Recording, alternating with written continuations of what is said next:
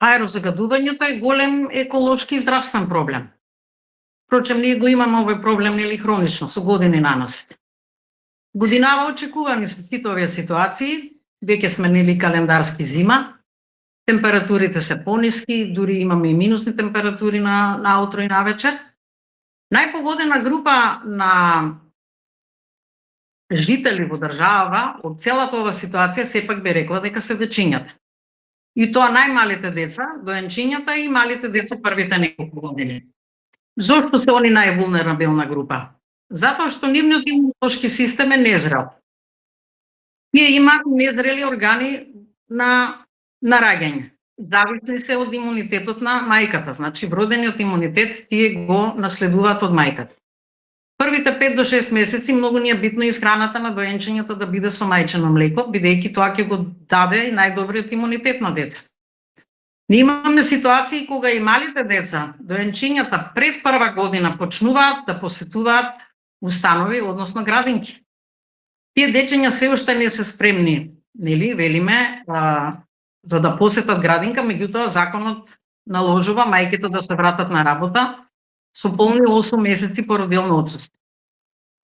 Би кажала дека оваа категорија на деца нас као педијатри не загрижува, бидејќи сите овие ефекти од аерозагадувањето најмногу ќе ги погодат нив, затоа што во смогот, во воздухот, во честичките што ние ги вдишуваме, има и микронски честички кои што се невидливи со голо око.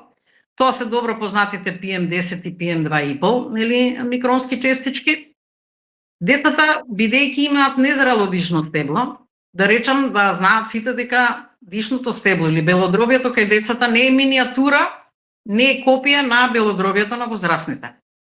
Тоа би значило дека децата, ради незрелите дишни патишта, се повеќе изложени на вакви токсични или инфламаторни ефекти од PM10 честичките.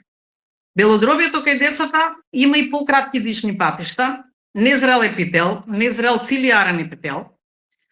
Дечињата, бидејќи кога се здрави, велиме нонстоп они випаат, скокаат, трчаат, имаат и дупло поголем број на респирации за разлика од возрастните. Ако возрастен вдишува, да речем, 12 до 16 пати во минута, едно дете, замислете, дупло почесто ќе дише, а кога има и физичка активност, тоа дишање ќе се зголеми уште повеќе.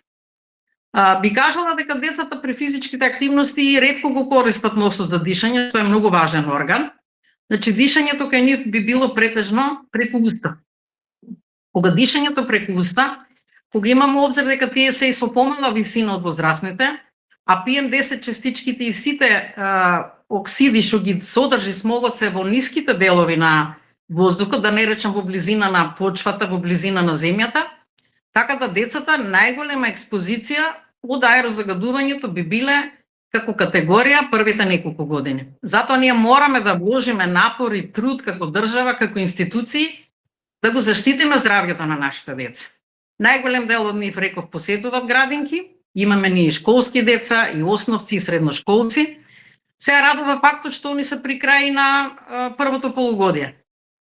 Сите се радосни, возбудени од зимскиот распуст ќе им почне.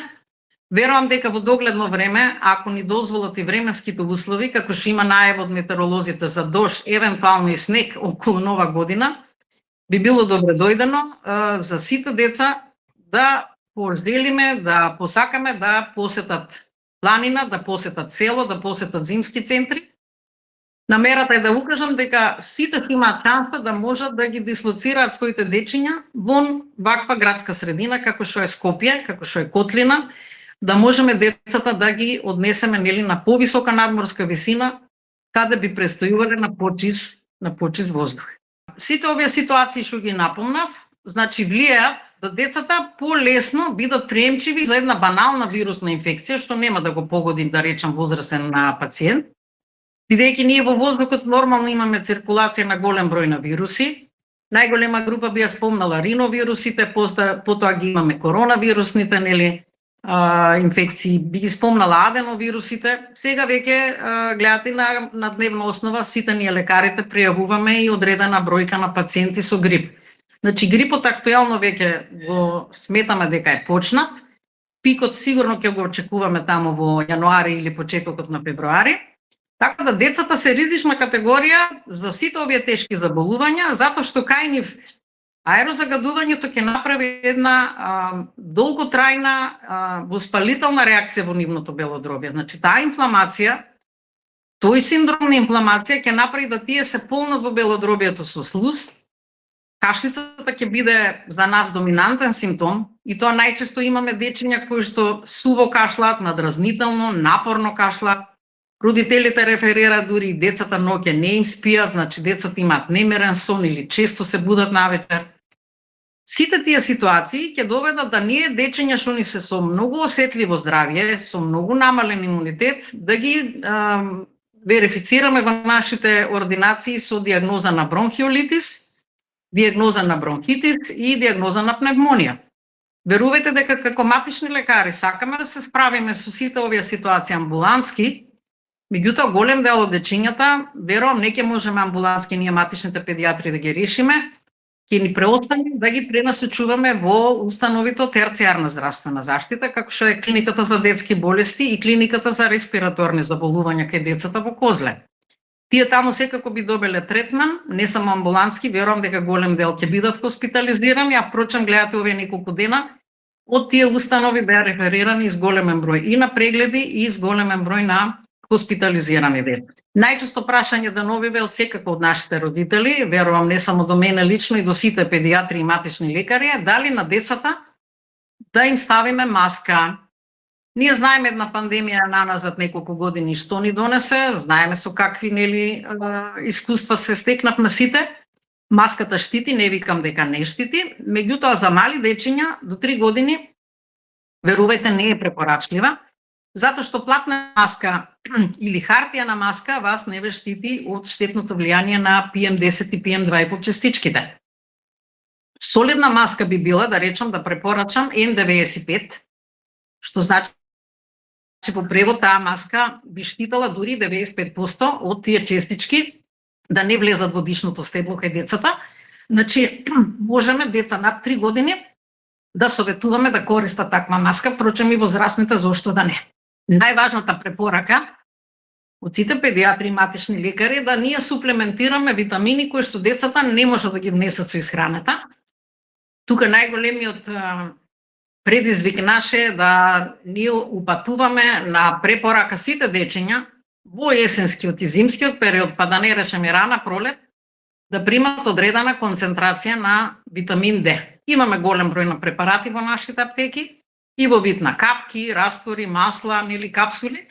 Ние спрема возраста на децата сугерираме одредена доза на витамин D3 на дневна основа. Сега веќе и препораките што ги добиваме од Европското здружение за гастроентерологија и нутриција, тоа е Европско здружение ЕСГАН, имаме препорака и малите деца и доенчињата и предшколско доба децата да ги покриеме, замислете, со 1000 единици витамин Д. Значи не важат старите правила, веќе ги зголемуваме дозите, а веќе и за поголемите деца, тие што ни се активни и што спортуваат, да дозите минимално бидат 2000 единици на ден.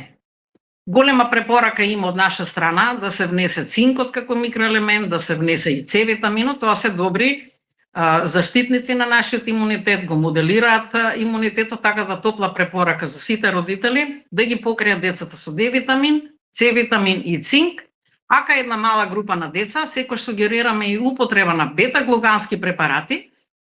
Тие се на природна основа препарати, бета-глуканот го стимулира имунитетот кај детето, имитира дека страно тело му е влезено во телото и бета-глуканите се добри имуностимулатори. Меѓутоа не е препорака за секоја дете, туку имаме препорака за одредена група на деца што кај нас се почеста посета прават, почесто се разболливи, прават потешки, да речам, инфекции кај таквите деца, а и кога имаме и акутни вирусни инфекции од типот на варичела, од типот на коксаки или херпес вирусни инфекции, ние го советуваме и бета-глуканот како препарат. Вие гледате дека нашата држава прави напор секоја година да се ги заштити ризичните категории на граѓани.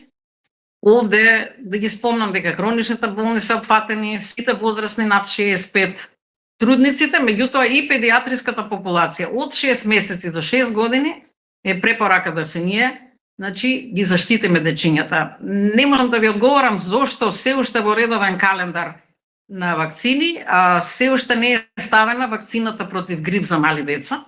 Иако имам увид во тоа како функционираат западноевропските држави, па и Америка, верувајте, тие во сите своји календари на вакцинација редовно ставаат и вакцината против грип. Ние оваа година, па и претходните години, како држава, знаете, пуштивме слободно кои сака од родителите да си ги вакцинира децата. Имам јас доста мои пациенти што беа заинтересирани, си ги вакцинираат децата, меѓутоа тој опфат верувам дека не е на ниво. Би требал тој процент да биде голем или да се направи напор Министерство за здравство заедно со нашето здружение на педиатри да направиме напор и ние вакцината против грип да ја ставиме во редовен календар и да се осврнеме како што функционираат другите држави. Бенефитот би бил одличен, значи добробитта од вакцината би била одлична. Зошто? Затоа што ако и детето заболи, ние тогаш би немале тешка клиничка слика, а невакциниран пациент без оглед дали е дете или возрастен, може да замислите дека грипот е многу брутален, тешка вирусна инфекција, ќе оди со тешка клиничка слика. Стравот е голем и кај возрастни пациенти што имаат коморбидитети, пациенти со инфаркти, со мозочни удари и диабетичари, кај нив исто ќе ни биде стравот како ќе ја поминат болест. Секако дека еден мал дел, верувам дека такви пациенти ќе бидат хоспитализирани во клиниките во државна болница. Ние како лекари кои сме искусни, спрема клиничката слика, да ви кажам искрено, веднаш препознаваме дали е тоа настинка или грип.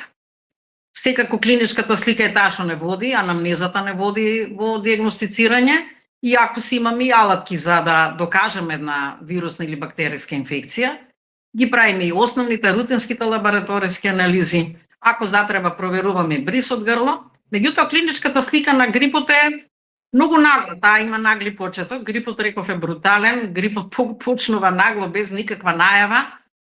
Почнува со една силна главоболка, со една висока температура, едно болење на грлото, една општа слабост и малаксаност, може затнат нос да пријави пациентот или растечнат нос, една сува, напорна, надразнителна кашлица, и вие за 2 до 3 часа веќе имате пациент пред себе буквално легнат во кревет. Значи, тежак случај, тешка клиничка слика, за разлика од настинката, за разлика од баналните вирусни инфекции, одат со полесен почеток, знаат да имат и банален почеток што трае ден-два. Секако дека и тој почеток би го мачал пациентот, меѓутоа таков пациент нас не доаѓа на нога, не доаѓа што се вели во ординација, со можност да ги искаже сите симптоми, може дури да посетува и работно место, меѓутоа овде не ни треба да речам нешто многу голема двојба околу тоа дали е настинка или грип. Пациентите со грип се голем социоекономски проблем за секоја држава, затоа што тој пациент вие мора да го држите дома, мора да му дадете боледување 5 до 7 дена. Тој пациент ќе потроши многу пари за да си ја среди општата состојба, ќе троши пари за витамини, за антипиретици, ќе троши пари за електролити. Значи, таквите пациенти представуваат голем трошок и лично за себе и за државата, односно за работното место. Таквите пациенти би биле на боледување барем минимум 1 недела. Грипот знае да биде и комплицирана состојба, и ако 7 дена се оние денови што ние као лекари ги очекуваме, секој пациент барем да го дигнеме на нога, да го вратиме во подобра општа состојба. Иако верувајте, пациенти со грип знаат и цела недела да имаат високи температури, на кои што не може некој лек од типот на антипиретици да им биде волшебен. Овде ќе мора многу напор со добра исхрана, мора да советуваме лежење, одмарање кај таков пациент, да нема замор, не може да оди на работа таквиот пациент. Меѓутоа се случува у праксата, ние ги имаме пациентите дури и до втората недела да им треба време да се опорават.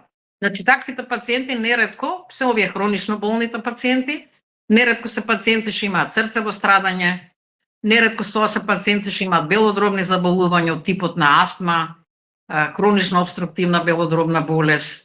Така да таквите пациенти неретко се случува, и ако сме искусни матични лекари, да си ги препратиме и на повисока инстанца на проверка.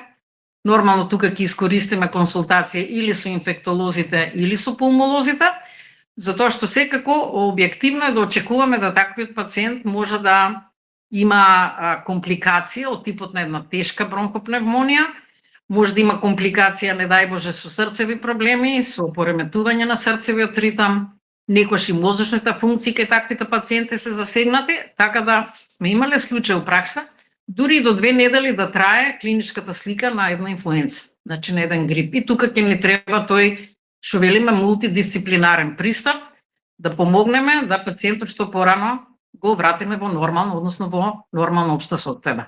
Кога има екстремни услови, кај што и мерните единици до сите простори кај што се мери загадувањето покажат екстремна вредност, советот од сите нас би било да нема активност физичка на децата во надворешниот простор. Тогаш би дозволиле играње во сала, строго контролирано, да тие сали бидат опремени со прочистувачи. Впрочем, гледате, и во нашите училишта се трудиме и во градинките да има прочистувачи на воздух. А бидејќи доаѓа зимскиот распуст и тие 3 недели одмор, апелирам да си ги искористат дечињата што повеќе да бидат во надворешен простор, меѓутоа на поголема надморска висина, да нема физички активности на отворено во град, кај што има големо загадување од типот и на автомобили и на други извори на загадување. Апелот ми е да сите тие наши дечиња да можат да престојуват на планина или на село, пожелно да има снег, а снегот е здравје, снегот е добробит и бенефит за сите нас, да бидат подкрепени со добра нега, со добра исхрана, витамините, да може да се престојува што повеќе вон градска средина, како што е да речам, еве, нашиот главен град.